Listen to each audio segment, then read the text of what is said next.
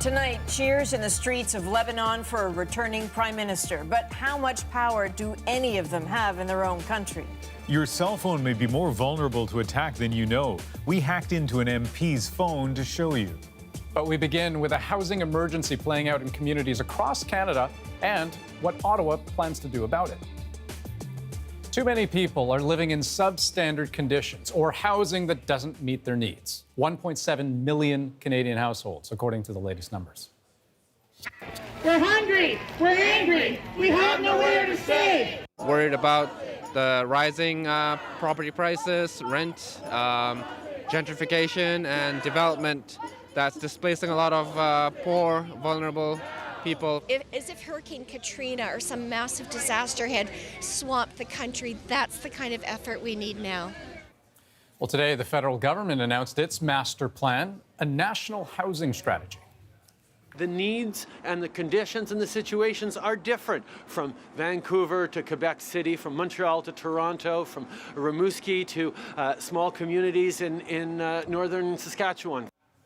So the goals over the next 10 years, to build 100,000 new affordable housing units and renovate 300,000 existing ones, to introduce a new benefit, giving people an average rent subsidy of $2,500 per year, to cut homelessness by 50%, and to bring in legislation that would make housing a fundamental right. What it doesn't include, any strategy for First Nations, Inuit or Métis. That won't come for at least another year. Now, today was more about broad strokes than fine detail. There's still a lot we don't know about how the government's going to accomplish all of these things. And reaction is all over the map. NDP leader Jagmeet Singh calls it timid. The Federation of Canadian Municipalities calls it a breakthrough. But let's hear from Canadians in one of the most unaffordable cities on the planet when it comes to housing. Briar Stewart has more from Vancouver. In the shadow of a skyline marked with million-dollar condos lies a much different way of life. Parked in this industrial area are vehicles that have become homes. Tiana Snyman has been living in this 40-year-old RV while he's been working toward his master's degree. I'm making a conscious choice to not pay rent and be able to afford going to school and finishing my education. And we found dozens of campers and vans within a few city blocks, but there's no reliable estimate on just how many people are living like this. For the first time this year, officials tried to track the number of people living in their vehicles as part of the homeless count. They found that in Metro Vancouver, there were 58, but outreach workers believe the number is likely much higher. Matthew Higdon works as a courier, delivering food to some of those luxury condos downtown. But at the end of his shift, he returns here to sleep. I mean, really, that's all you need at the end of the day, a warm place to lay your head down. So that's what I got, along with a gym membership to shower. He says he would prefer apartment living, but it's out of reach. I mean, unless you find 5 friends and can luck out and find a landlord that wants you all to live there together and you split, $3,600 rent between you. So he and others stay parked and say for the most part, bylaw officers and the police leave them alone. As for Snyman, he says life in a vehicle, even in an RV, is taking its toll. we're not meant to live next to the rail tracks and like between garbage thrown out on the street and that kind of thing. I don't think it's good for our psyche to live like that. Which is why once he's finished his master's this year, he's hoping to find a job in some more permanent housing. It's not great. So he can give up life in the RV along the curb.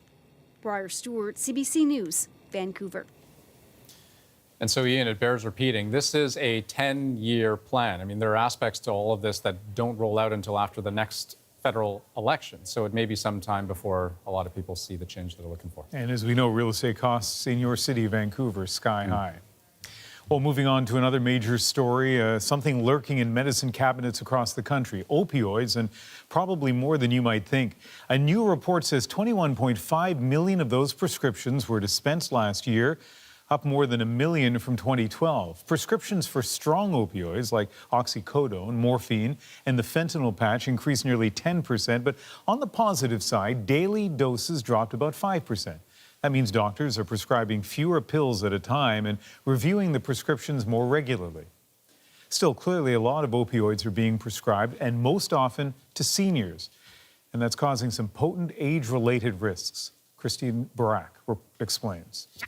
When you look at that fentanyl patch, what goes through your mind? That I am crazy. Crazy because 70-year-old Richard Deschâtelet keeps it as a souvenir, reminding him of the intense anxiety it caused him. In this mood, I was knowing why people can suicide.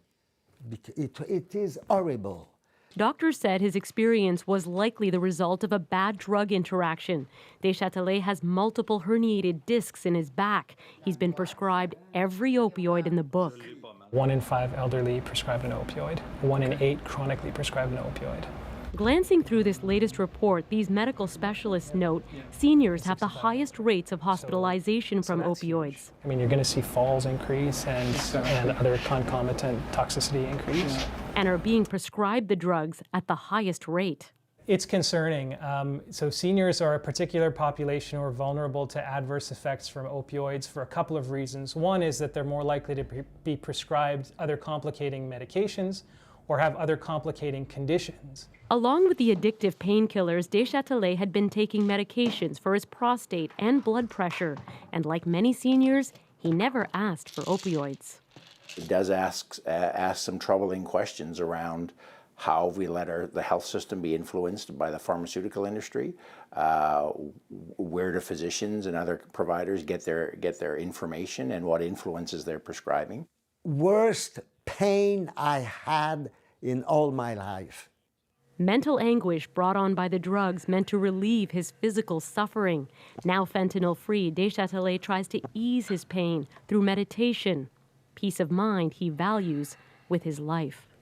Christine Barak, CBC News, Toronto. The researchers were also struck by the provincial numbers.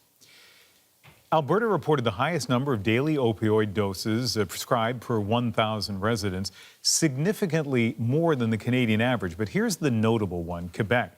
Not much more than half the Canadian average, and researchers don't know what accounts for that discrepancy, but they say they definitely want to find out.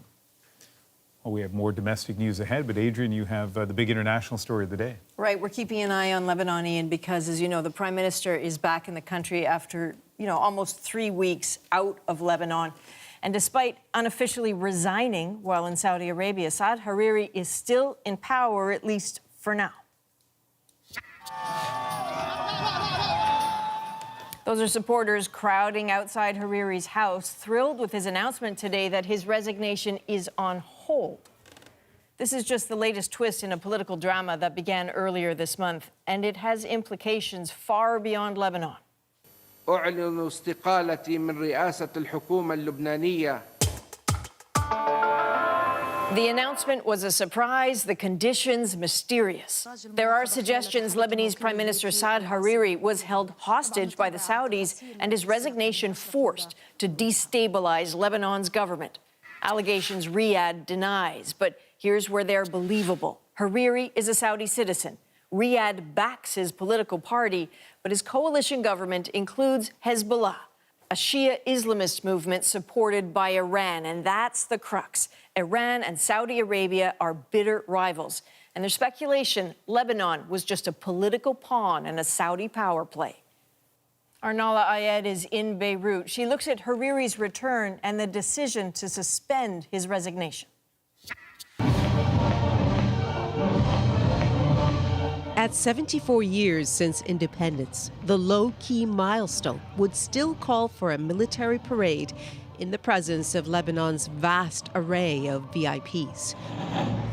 But it might have passed unnoticed had it not been for Saad Hariri. Along with some big unanswered questions about his absence, his first full day back also brought some clarity. For one, that despite the warm welcome, he had indeed come back to officially resign in person instead of from Saudi Arabia. It's a relief, not only relief, it's a step forward. It doesn't matter if he wants to resign or stay, but at least he's doing this in Lebanon. But having later gone to the president, as the Constitution requires, offering to resign. He held off on the request of the president, but only temporarily, Hariri says, to allow for dialogue. Hariri insists Lebanon must remain regionally neutral. Comments aimed at his coalition partners, Iran-backed Hezbollah, deeply involved in Syria and Iraq's conflicts, and also supportive of Hariri since he vanished because he made the coalition government possible. His strategy now, after the French president's apparent mediation, seems to buy time on a sensitive matter that could, as in the past, lead to conflict with Hezbollah. Hariri's strategy may not be popular in Riyadh, popular as it might be among the supporters who gathered to welcome Hariri home.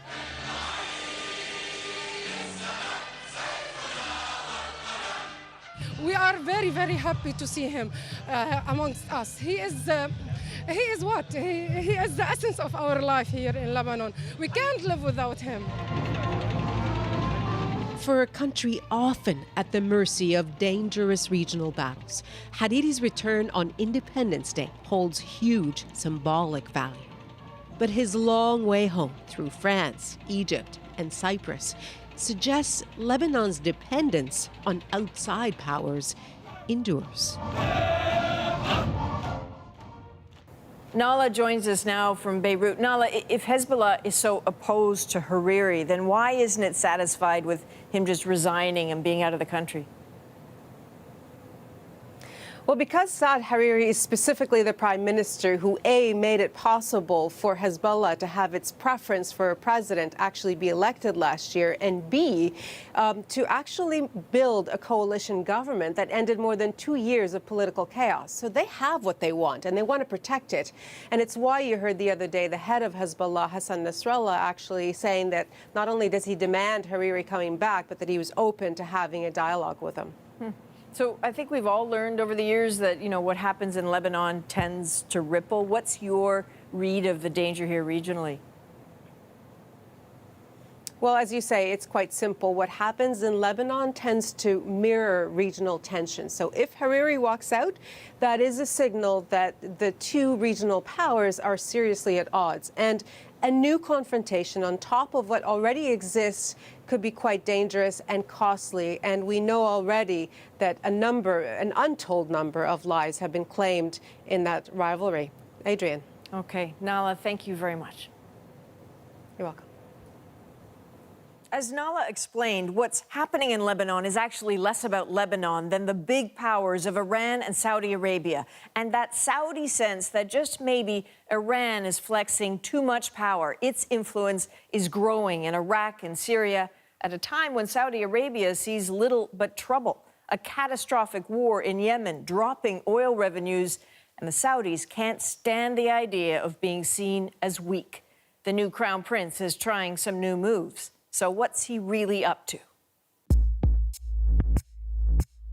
Mohammed bin Salman's strategy is quick and ruthless. Earlier this month, mere hours after the creation of an anti-corruption task force, he arrested some wealthy and powerful Saudis, including blood relatives. Their jail, the Riyadh Ritz-Carlton. Fitting, given the estimated $800 billion of net worth held captive inside. Generally, Saudi citizens don't have a problem cutting the elite down to size. They know it's corrupt at the top. And as a young, growing, hungry-to-work population, they want a piece of the prosperity. And that's where Mohammed bin Salman, or MBS as he's known, comes in. He is the millennial reformer, loosening the rules around concerts and movie theaters.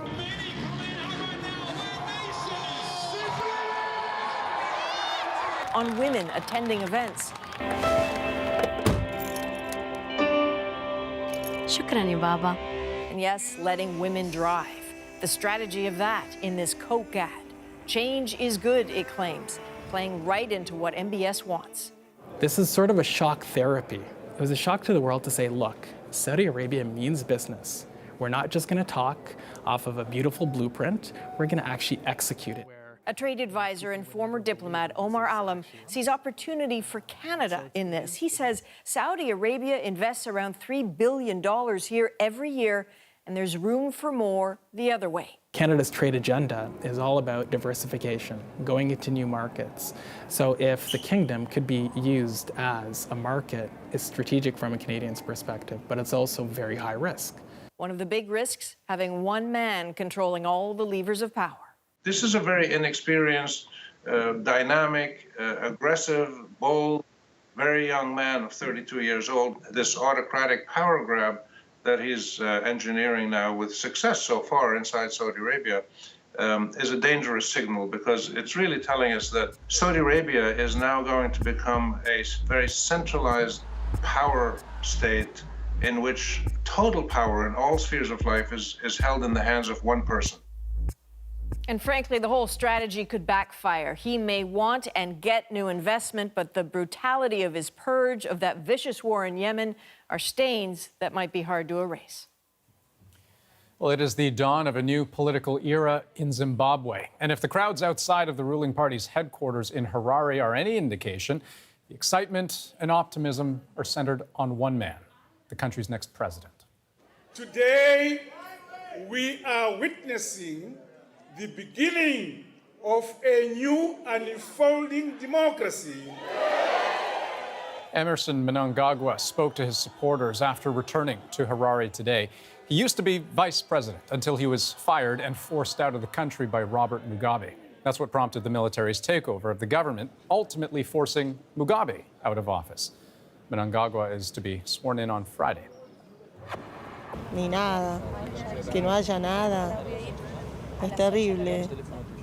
Nos sentimos devastados, nos sentimos impotentes, nos sentimos con bronca. Time is running out for families in Argentina, if it hasn't completely run out already. They're clinging to hope. A submarine with 44 people on it will be found. It disappeared a week ago today after suffering an electrical breakdown. And though it's been an international effort to try to find it, it's still missing. And officials say crews on board could be just about out of oxygen. And a massive 3-day search for a missing BC woman has ended in the best possible way. She's been found, alive and well, in a backcountry part of Coquitlam, along with the 3 dogs that were with her. Susanna De Silva has more on the rescue and the relief. They're going to find her today. Annette Poitras' husband never lost faith, and minutes after declaring his belief in her survival, the good news came. She is alive. She's talking to rescuers. Remarkable news after she spent almost 48 hours in torrential downpours in rough backcountry. Again, it's what do you think? Your mind kind of explodes, and when you're in the situation, you know, a mind is a dangerous thing. It goes in all sorts of dark holes, and suddenly that just disappears, and you just, you know, there's light. And rescuers say Annette is fine. She seemed quite chipper and alert. She'd sort of, you know, advised what she'd done to keep warm, and so it's a miracle to me that she seems in pretty good shape. Her vitals were great, other than the injury to her rib where she slipped on a log. The dog walker and the 3 dogs she was with were far off known trails and hard to access. Very rugged, very wet, lots of raging creeks around her, thick underbrush, very marshy as well, so not easy to travel in, no trails. The complicated rescue ended with the cheers of family and friends, and how she got so lost isn't clear, but her husband says he won't grill her yet. 5 minutes after we get home. I told my daughter we got to wait till we get home. The grilling is going to come from her. We're going to get the grilling. You guys, what took you so long?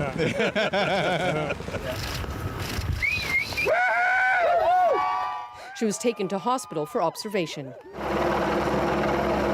And after she was safe, the 3 dogs were also brought out. And they stayed with her because they love her. The owners of the dogs say they will let her take them out again, but might find out more details about where she's going. Susanna De Silva, CBC News, Coquitlam. Nice to have a good news story. Still ahead tonight on The National, the Canadian-born cooker with a pretty darn devoted following. Why the inventor thinks he can sell 500,000 Instant Pots this Friday. And we'll take you back to Puerto Rico in the second part of our special series into a children's hospital that's turning the lights back on by going solar. And a CBC News investigation will show you how shockingly easy it is to hack into a cell phone. We did that to an MP's phone to prove it. That's creepy. It's not, that doesn't make you feel very comfortable.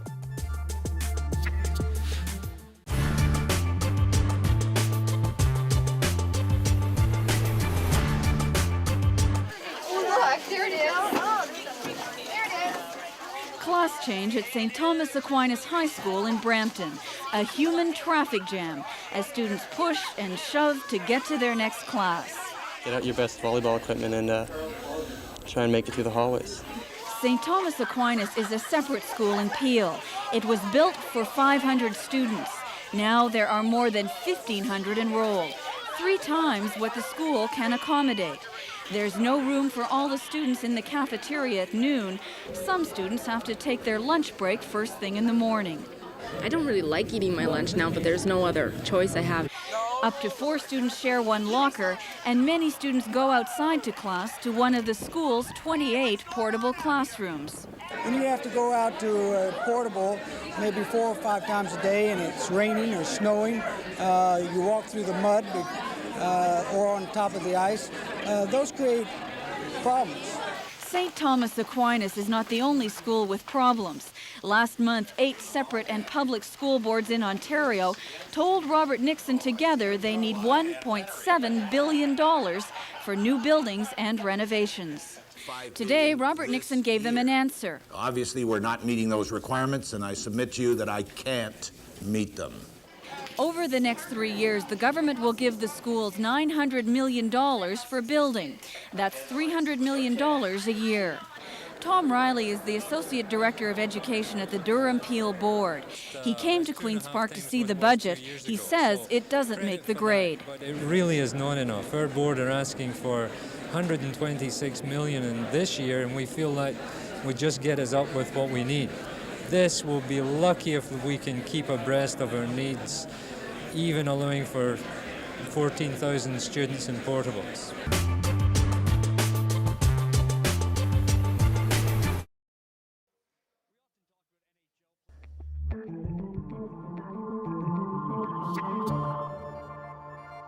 We have a CBC News Radio Canada investigation for you tonight, which has discovered just how vulnerable some Canadian cell phone users are to hackers.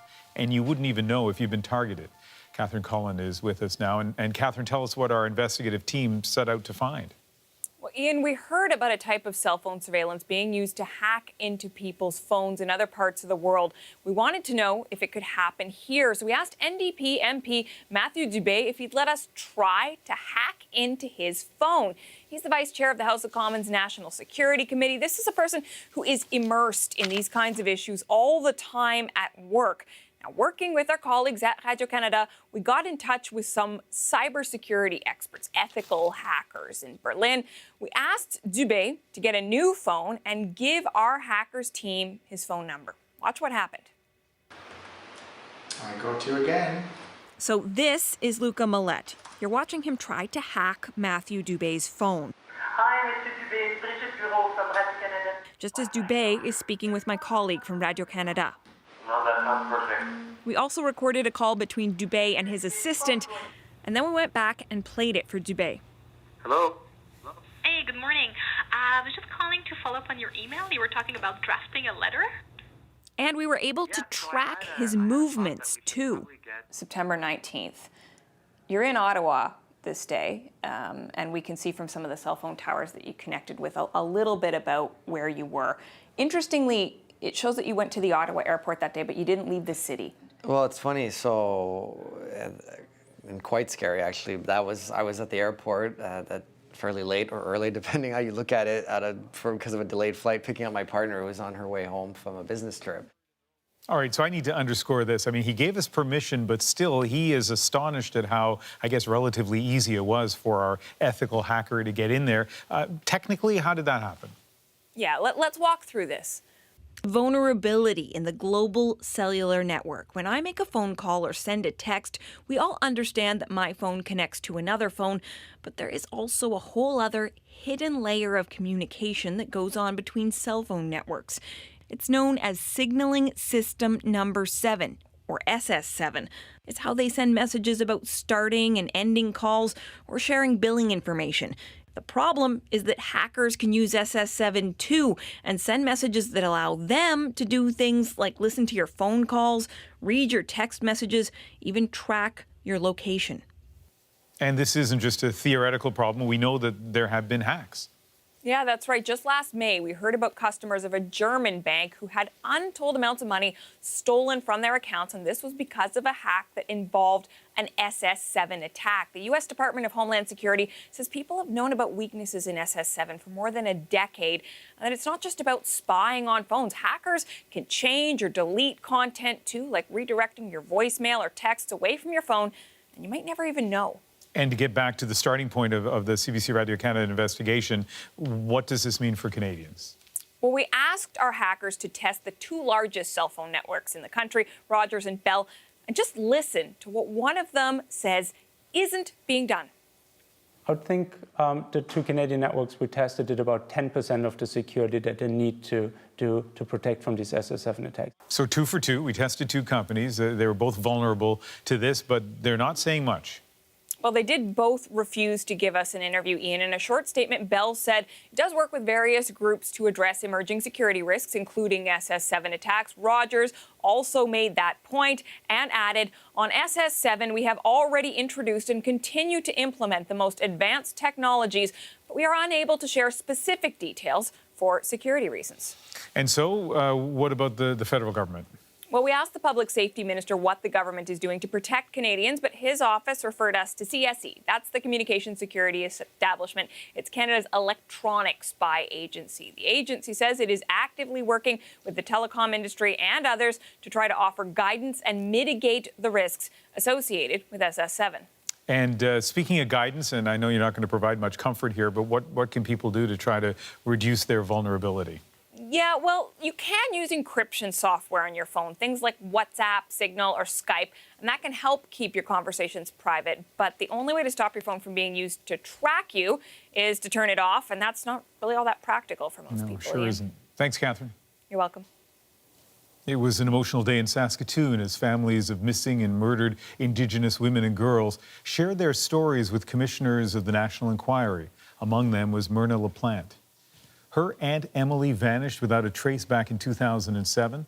LaPlante says not only has the search for Emily taken an emotional toll, but a financial one as well. If we tallied up all the resources, the RCMP, including the RCMP, the resources that came in, the contributions to the community was great. You know, the gas, the traveling back and forth, people traveling back and forth, the food, anything we had to buy. Would be well over $100,000 for that search. The cost is huge. There's no fund to turn to say, hey, you know, we need $15,000 or $1,000 this weekend because we're going to do a search. It's our family. It's impacted on people's credit. It's impacted on people even having their utilities having to be disconnected because the money has to go towards the search. We're not going to pay, we can't pay this bill right now. The hearings wrap up in Saskatchewan tomorrow before moving on to Quebec, Ontario, and Nunavut. Next on The National, back to Puerto Rico in the second part of Joanna Remiliotis' special series. 2 months after Hurricane Maria, how a U.S. tech company is taking a children's hospital out of darkness. I was amazed because I didn't believe that was something possible. And they just break ground, and in a matter of 8 days, it was already tested and working. Plus, a CBC exclusive. 2 men from Calgary say their lives were ripped apart after they agreed to help Canadian security agents investigate homegrown ISIS fighters. I'm in Canada. What do you want from me? You don't want me to work? You don't want me to travel? You don't want me to have a life? What do you want from me? Go deeper on the stories of the day earlier in the day. Subscribe to our newsletter at cbcnews.ca/The National. The National today takes you inside our journalism every afternoon.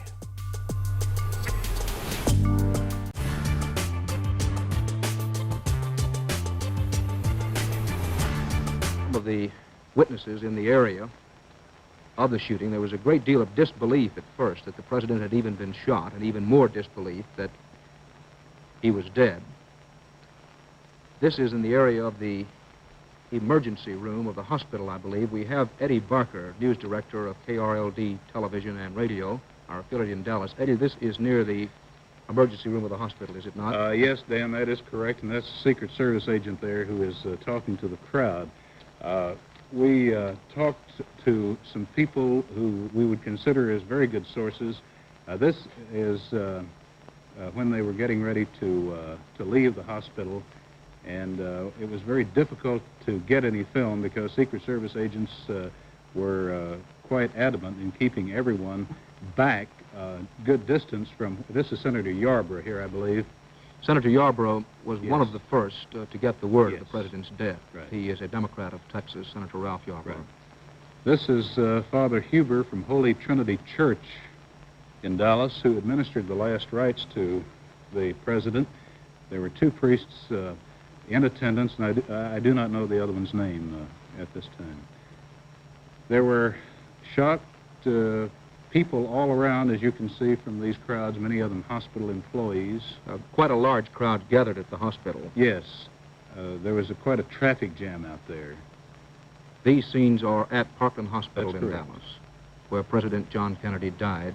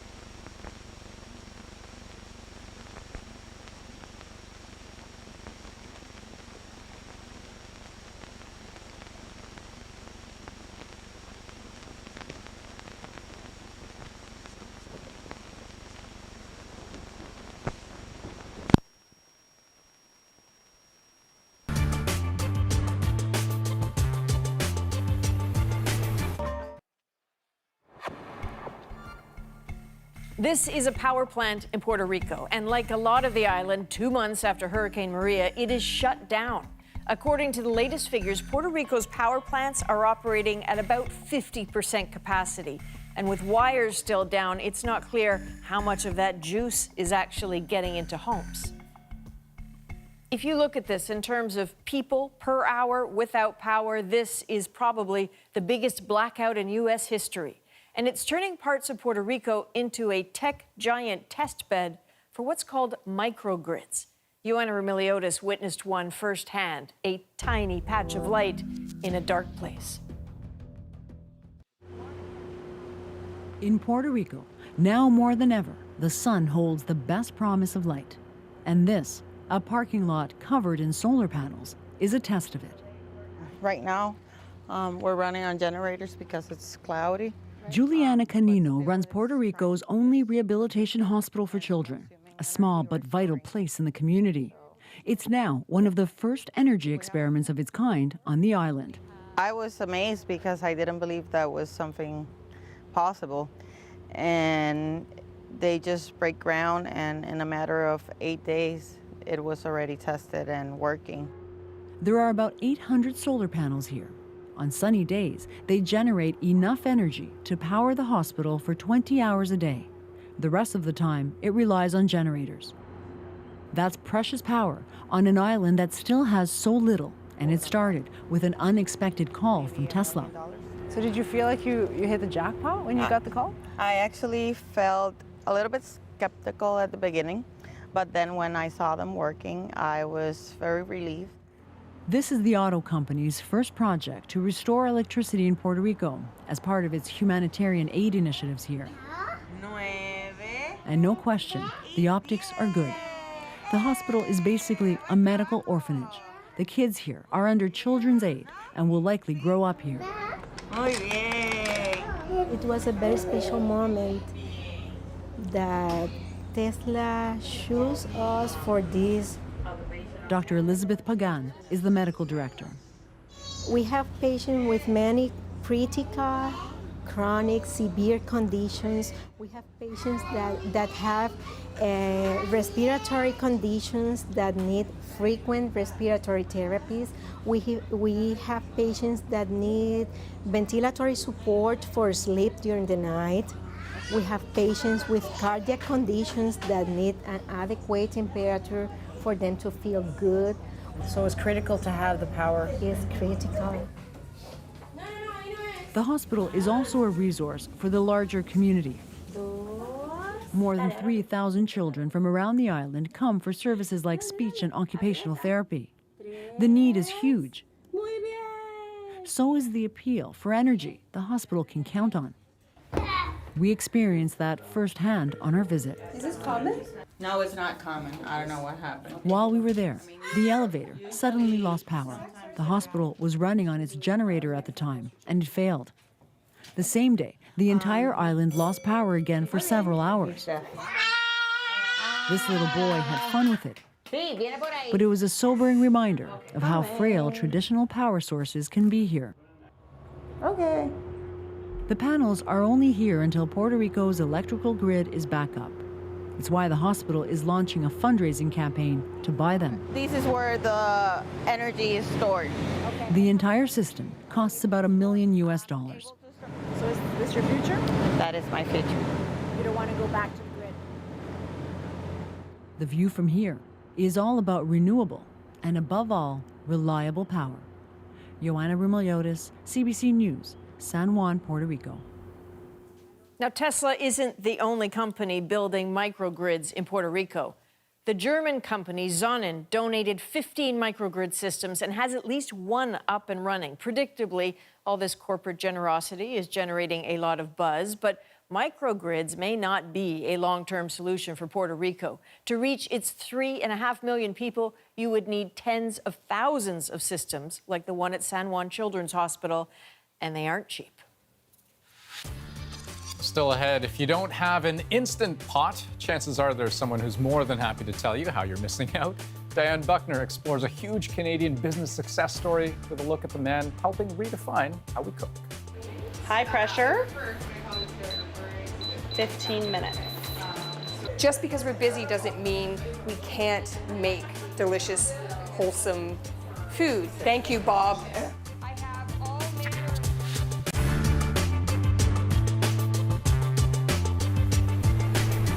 What happens when an asylum seeker gets picked up at the border? One of the first things that happens when someone crosses the border is they're taken to the nearest CBSA office, where officers determine whether they're even eligible to make a refugee claim. A claimant has to prove their identity, show that they're not a danger to the public, and demonstrate that they're not a flight risk. CBSA also runs health and security checks. Those include verifying identity through travel documents and biometrics like fingerprints and facial recognition. There are also criminal record checks through agencies like Interpol. Altogether, those checks can take more than 8 hours. So what happens if an asylum seeker doesn't pass those checks?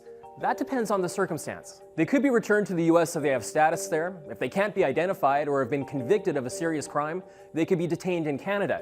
Lastly, if they can prove they're not a flight risk or a danger to the public, they could be released on a promise to appear at a removal hearing. Now, if a claimant clears all those checks, they're released into Canada and required to file an asylum claim within 72 hours. But that's no guarantee that they'll get to stay. Of the nearly 24,000 asylum claims filed in Canada last year, only 44% were approved. The final step is an interview with a member of the Immigration and Refugee Board of Canada within 60 days after crossing. That's to determine whether or not the claimant meets the United Nations definition of a refugee. And the UN defines that as someone outside of their own country who can't return due to a well-founded fear of persecution due to race, religion, nationality, membership in a social group, or political opinion. If they qualify, they become refugees here in Canada. According to polls, about a quarter of Canadians believe that immigration increases crime. But does it? Well, here's what the research says. Most research from Canada and the US suggests that not only is it wrong to suggest that immigrants increase the crime rate, they can actually bring it down. One of the major Canadian studies on this issue followed 2 generations of teens in Toronto, which, by the way, is one of the most ethnically diverse cities in the world. It found that if they'd immigrated as kids or teenagers, they were less likely to commit a crime than other Canadians. Even those kids who were the first generation of their family to be born here were still less likely to commit a crime than kids whose parents were born in Canada. And those conclusions are backed up by major American research, too. The authors of the study tried to figure out why. Their answers: commitment to school and strong family bonds, both of which made it less likely that teens would engage in risky behavior. Another Canadian researcher took a look at property crime rates across the country. She found that new immigrants didn't have an effect, but those who had been here longer, 5 years or more, well, they were actually associated with a drop in the property crime rate. Now, that same researcher argues that it's not just a case of more law-abiding people diluting the number of criminals around. She argues that immigrants can actually change the characteristics of a neighborhood or the behavior of the people in it. She calls it a spillover effect that can result in a long-term decrease. One group of researchers in the United States dug through the statistics there and found that immigrants are less likely to engage in criminal behavior and less likely to wind up behind bars. In fact, over the course of a couple of decades, while the percentage of foreign-born people in the United States has gone up, the violent crime rate has taken a plunge. Some researchers argue that this isn't just a coincidence, that immigration is part of the reason for that drop. One Canadian professor summed it all up this way: in just about every country, immigrants are less likely to commit crimes than the people who were there before them.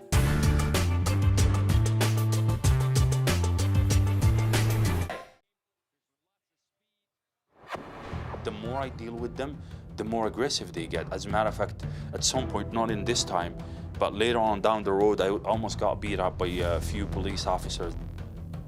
So that's Yassine Meziane. He's from Calgary, and he says his life was turned upside down after he agreed to help Canadian security agents investigating ISIS fighters. He claims their questions quickly became personal, and soon he was being harassed by officials at home and abroad. And he's not the only one. Devin Haru has this CBC News exclusive investigation.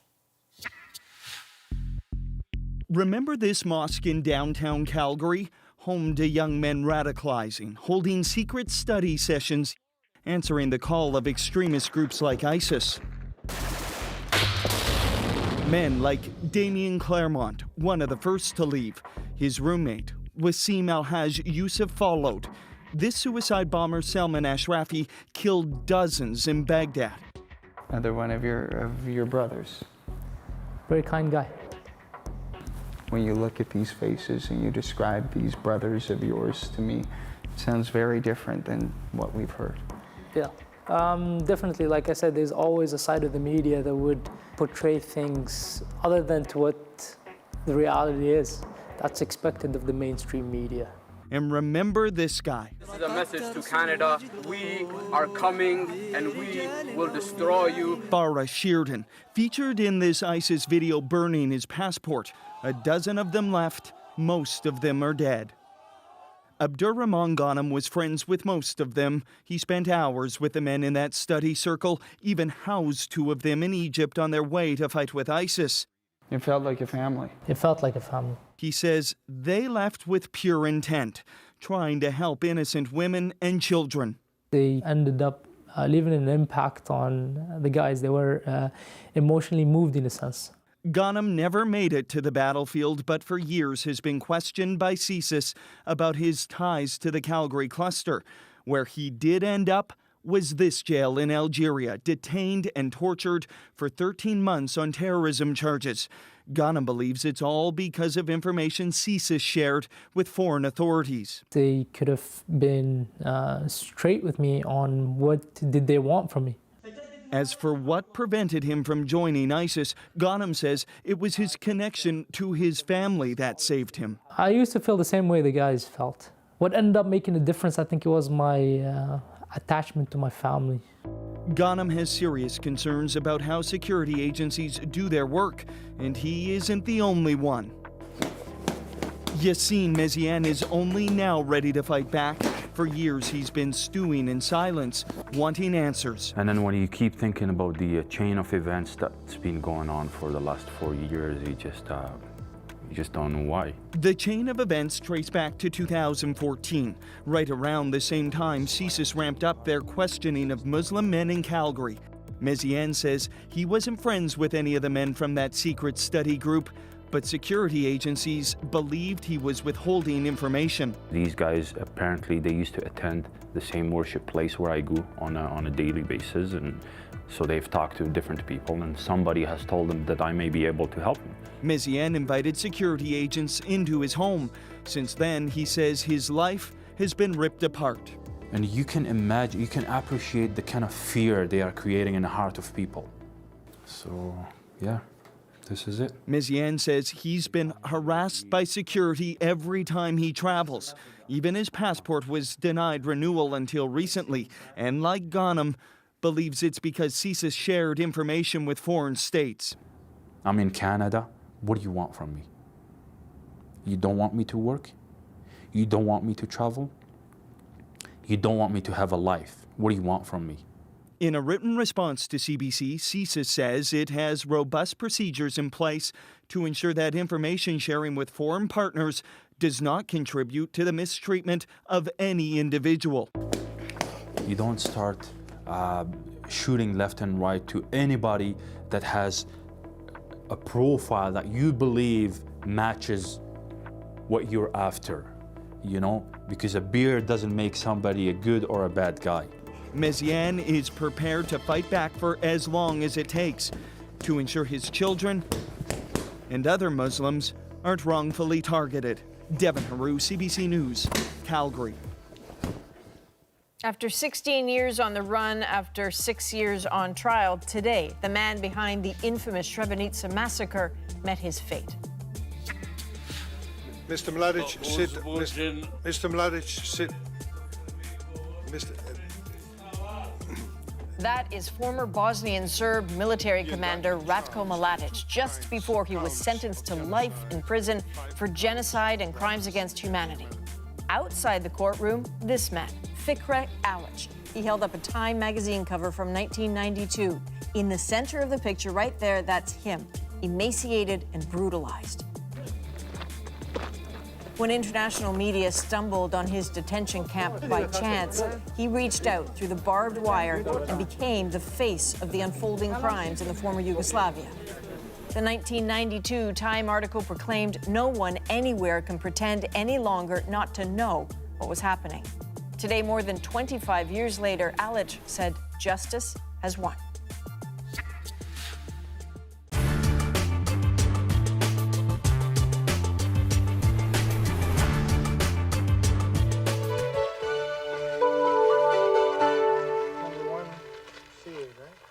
Patrick and Abood collect corn leaves. Abood will analyze them in the makeshift field laboratory. This little laboratory on Reibling's farm represents a major change in approach to agricultural research in Canada. This research cannot be done on an experiment station by specialists. It has to be done on the farm, basically by farmers, with scientists observing and interpreting and then giving feedback to the farmers. So it's a very different approach to the traditional modes of agricultural research. We start in the lab with a test tube and go an experimental plot and then give it to the farmer as a fait accompli. We want to go to the farmer first. But it's those traditional modes of research that are used by the government. Their approach is to group scientists and research stations across the country. John Nolan disagrees with Patricken's idea of on-farm research. If the researchers were so dispersed, how could they maintain the contact with other researchers? They're gathered in centres, in laboratories, on experimental farms and stations to create a critical mass of scientific expertise working as a team. They have to be congregated somewhere in a location that encourages that interaction in the team. Why isn't the government now falling all over itself to help those people that are working on a system that has proven itself to save the soil and to improve things for future generations? I think the answer to that is because there are so many other priorities to spend the money on. For example, in the area of biotechnology, there is simply such an exciting field opening up for the manipulation of genetic material to in a sense, can be seen to reduce the need for as much land. It's interpreted by some people in that light. So it's a question of having the priorities. And we have just so many dollars, and soil and water is struggling to get its share of those dollars. The government does more than half the agricultural research in Canada. University scientists do the rest. Research is expensive, and chemical companies finance a lot of it. So more chemical research gets done. In the Maritimes, like everywhere else, farmers are now dependent on chemicals. Many would like to change that, but they're stuck.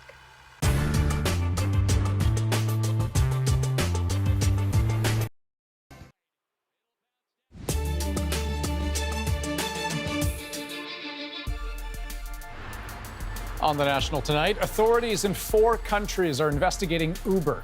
The US, the UK, Australia, and the Philippines all want to know how the company had the personal data of 57 million people stolen last October by hackers. And they also want to know why they tried to cover it up. No word yet if or how many Canadians were affected, nor whether Canada will launch its own investigation. And I'm so horribly sorry that this was like a match to turn into a forest fire out of control. And I pray the rosary every day for forgiveness I want them to heal. It's former USA Gymnastics team doctor Larry Nassar apologizing in court today after pleading guilty to multiple sex assault charges. He admitted to abusing 7 girls, most of them gymnasts, but more than 100 other girls and women have reported assaults to police. Just yesterday, 3-time Olympic gold medalist Gabby Douglas said she, too, was abused by Nassar. Also tonight, we're watching to see what comes next in a very public feud between a father and the U.S. president. Let me show you what I mean. It all started with a group of basketball players from UCLA arrested in China for shoplifting. Donald Trump says he had a conversation with the Chinese president, and not long after, the players were set free. Now, Trump has made it painfully clear to the world through Twitter. That was his doing. But one of the players' fathers, LeVar Ball, doesn't believe that and refused to say thank you during an interview on CNN. If he said he helped, that's good for his mind. I mean, but why I even got to say that? If you help, you shouldn't have to say anything. If you help, you shouldn't have to. If I help somebody, I don't walk around saying, I help you now. Come on now, you give me some love. I helped you. Now, that interview seems to have irritated the president to no end. Early this morning, he tweeted this. It wasn't the White House. It wasn't the State Department. It wasn't Father LeVar's so-called people on the ground in China that got his son out of a long-term prison sentence. It was me. The president also wrote, remember, LeVar, shoplifting is not a little thing. It's a really big deal, especially in China. Ungrateful fool. You can make anything in the Instant Pot, right? I'm excited. I want to get one of these things. I want to figure out how to do it, how to use it. Because it's like a pressure cooker and a slow cooker in the same cooker. You know, it's weird, though. So even late-night funny men Jimmy Fallon and Steve Higgins are fascinated with the Instant Pot. It is a Canadian invention, taking over kitchens across North America. And while it may look kind of like a humidifier made by Apple, it's become a huge phenomenon, dominating conversations in the home and, yes, even at work. And yet, it is more than that. The Instant Pot is also symbolic of a changing consumer retail landscape. Online word of mouth has been such a driving force behind its success, helping it sell a record 250,000 units in one day on Amazon Prime. So, what's the big deal with this thing, really? Diane Buckner has more on this huge Canadian success story. I have all manner of measuring things here. A weeknight in a Toronto suburb. Is that okay? Yeah, okay, perfect. And a group of friends have gathered to learn how to use a kitchen gadget that promises to make their lives easier. Like, a lot of the moms have been talking about Instant Pots. Some have them, some don't. And Carol's amazing, so we thought, why not have some drinks and make some dinner? But that the intense pressure. Carol Nelson-Brown is a chef and an Instant Pot superfan. She hires herself out for private cooking lessons. On the menu tonight, pulled pork, mac and cheese, plus an Asian soup. And this is cheaper, it's healthier, and it tastes amazing. Just because we're busy doesn't mean we can't make delicious, wholesome food. Thank you, Bob. The Bob she's thanking is Robert Wang, a former Nortel engineer and the inventor of the Instant Pot. So the idea came from personal needs. Myself and my partner both have a young family at the time, and we found it rather challenging fixing healthy dinners after work. What happens when a techie engineer sets his sights on a kitchen appliance? A Bluetooth-enabled smart cooker that makes food fast under pressure. It also does rice, makes yogurt, even cheesecake. But the promotional strategy was minimal. The idea is to design the product well, let the product speak for itself. The grassroots buzz picked up almost immediately. This kitchen supply store in Ottawa was one of the first to sell the Instant Pot when it launched 7 years ago. This product is unique in the sense that they've put zero advertising towards getting it out into the public. And so really everything is created either through Facebook groups, there's Instant Pot parties, people are exchanging recipes on social media. So it really, it's developed its fan base just through word of mouth, which is incredible. What is this Instant Pot? So far, though, Americans have been the biggest buyers. Wang credits the strong consumer culture in the U.S. and a growing awareness about health. But now the Instant Pot is catching on here at home. On a recent store visit with CBC for this report, homegrown hero Wang is recognized. Yeah, what did we want to ask Bob Michael? His newest convert wants to check a few details. We used it all weekend, and he's just loving it. But it's online shoppers that need Wang's attention most right now. Amazon's Black Friday deal is expected to drive a huge surge in sales. A massive shipment from this factory in China was ordered months ago. The sales is happening in one day, right? And the product has to be in the warehouse. Amazon has the promise of delivering within 48 hours. During Amazon Prime Day in July, the pot was again the top seller in the U.S. and for the first time, #1 in Canada as well. This coming Friday, Wang believes he can break his record of 250,000 units sold in one day. It will be more than doubling, hopefully. Doubling? Yes. Like 500,000? No. Really? I should think so. How could that be? Like, everyone's already amazed that you could sell 250,000 in 24 hours. There's only 5% household in US, Canada who actually have something like an Instant Pot. He thinks there's room for one in every kitchen, and a few more will get sold after this cooking class. Congratulations, ladies. Everybody made their very first entire meal. Everything made in the Instant Pot. What do you think? Delicious. Pretty good. Who's buying an Instant Pot tomorrow? I Woo! Okay, so full disclosure, I don't have one of these things, but just for fun, we did decide to crunch some numbers. And if they manage to sell for $130 each, 500,000 units, that's $65 million in a pretty short window. Wow. Well, I mean, I need to check, but it's entirely possible that's where our Rosie is right now, looking for one. And if she sends it to me, it'll go in a room in my house back in Vancouver where there's a broken magic bullet and an unused George Foreman grill. Right. Join the collection. That's the National for November 2nd, 22nd. Thanks a lot. Good night.